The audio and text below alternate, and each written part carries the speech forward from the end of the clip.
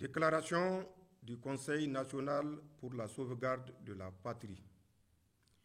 Nigériennes, Nigériens, mes chers compatriotes, le mercredi 26 juillet 2023, les forces de défense et de sécurité regroupées au sein du Conseil national pour la sauvegarde de la patrie, CNSP, ont mis fin au régime de la 7e République. L'action du CNSP est motivée par la seule volonté de préserver notre chère patrie face, d'une part, à la dégradation continue de la situation sécuritaire de notre pays, et cela sans que les autorités déchues ne nous laissent entrevoir une véritable solution de sortie de crise. D'autre part, la mauvaise gouvernance économique et sociale. Mes chers compatriotes, s'agissant de la question sécuritaire, j'aimerais d'emblée dire qu'il y a le discours politicien sur la situation sécuritaire relayé par certains milieux politiques au niveau national et international et qui voudraient que tout se passe bien et sous contrôle. Il y a cependant la dure réalité de l'insécurité au Niger, telle qu'elle est vécue par nos forces de défense et nos laborieuses populations, avec son lot de morts, de déplacés, d'humiliations et de frustration. Les attaques meurtrières et traumatisantes de Bosso, Inates, Chinagoder, Anzuru, Bakorat et d'autres encore nous rappellent à suffisance dans notre chair et dans notre âme cette réalité au quotidien.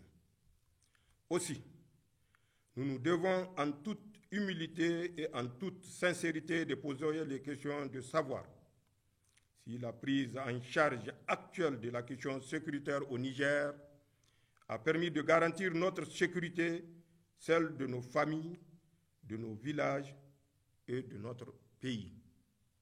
Et si nous pouvons continuer ainsi, avec la même approche, les mêmes acteurs et les mêmes résultats. Il appartient à nous tous, chaque Nigérienne et chaque Nigérien, de répondre en ayant à l'esprit sa propre survie et les seuls intérêts du Niger. Pour le Conseil national pour la sauvegarde de la patrie, nous répondons avec force par la négative. Non, l'approche sécuritaire actuelle n'a pas permis de sécuriser notre pays en dépit des lourds sacrifices consentis par les Nigériens et le soutien appréciable et apprécié de nos partenaires extérieurs. Non, les résultats ne sont pas à la hauteur des attentes des Nigériens. Non, nous ne pouvons plus continuer avec les mêmes approches jusqu'ici proposées au risque d'assister à la disparition progressive et inéluctable de notre pays. C'est pourquoi nous avons décidé d'intervenir et de prendre nos responsabilités, non sans avoir à plusieurs reprises tenté, tout en restant dans notre rôle de chef militaire, d'attirer l'attention des plus hautes autorités déchues sur l'incohérence et l'inefficacité de leur gestion politique des questions sécuritaires dans notre pays. Mes chers compatriotes, parlant d'incohérence et d'inefficacité, il faut véritablement s'interroger avec nous sur le sens et la portée d'une politique sécuritaire qui consiste à procéder à la libération extrajudiciaire de plusieurs chefs terroristes sans garantie aucune dans le contexte qui est le nôtre.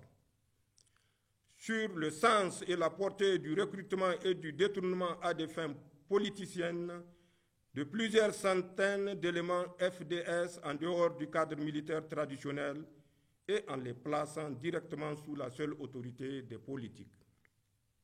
Sur le sens et la portée de la décision d'un commandant en chef qui ordonne la libération des bandits lourdement armés pris sur un théâtre d'opérations militaires au seul motif qu'ils seraient ses alliés.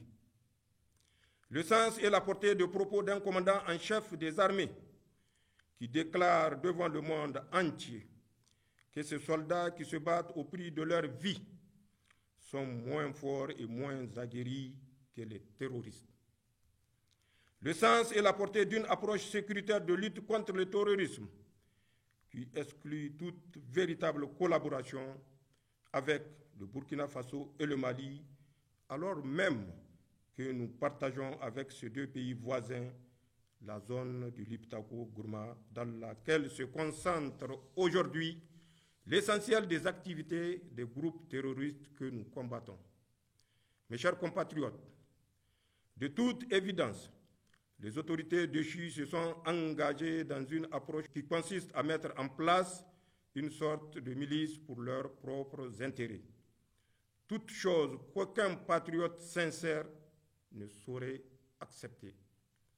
Mes chers compatriotes, sur le plan économique et social, l'amélioration de l'état actuel de nos finances publiques et du tissu économique de notre pays, la situation de l'école nigérienne, de la santé de nos populations, la lutte contre le détournement des deniers publics, la lutte contre l'impunité, la corruption sous toutes ses formes, le népotisme et les difficultés auxquelles font face les Nigériennes au quotidien sont autant de défis face auxquels le gouvernement déchu a montré ses limites.